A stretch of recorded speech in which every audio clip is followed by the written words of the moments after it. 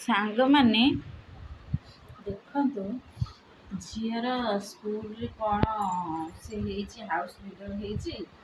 ତାଙ୍କର କ'ଣ ଅଛି ତ ମୁଁ ସେଇଟା କହିପାରିବିନି। ଆର୍ଟ କରିକିରି ଆଣିବା ପାଇଁ କହିଛନ୍ତି। ତ କାଲି ରାତି 12 କରିଦେଲା। ୟାକୁ ବସିକିରି ମା ଝିଅ 2 ଜଣ ଯାକ କଲୁ। ଆଜି ବି ଏତେବେଳେ ହେଲାଣି ସକାଳୁ ଉଠି ମାମା କରିଦେ, ମାମା କରିଦେ, ମାମା କରିଦେ।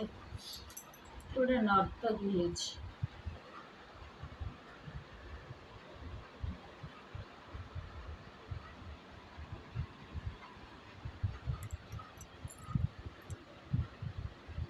ଛୋଟ ପିଲା ହିସାବରେ ସେ ଯାହା କରିଛି ବି କିଛି ଖରାପ କରିନି। ମୋତେ ତ ସବୁ ଠିକ୍ ଠାକ୍ ଲାଗୁଛି।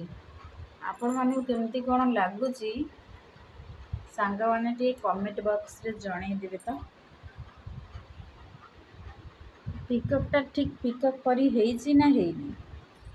ମୋତେ ଲାଗୁଛି ସବୁ ଠିକ୍ ଠାକ୍ ଅଛି। ଯଦି ବା କେଉଁଠି ମିଷ୍ଟେକ୍ ଅଛି କମେଣ୍ଟ ବକ୍ସରେ ଜଣେଇବେ।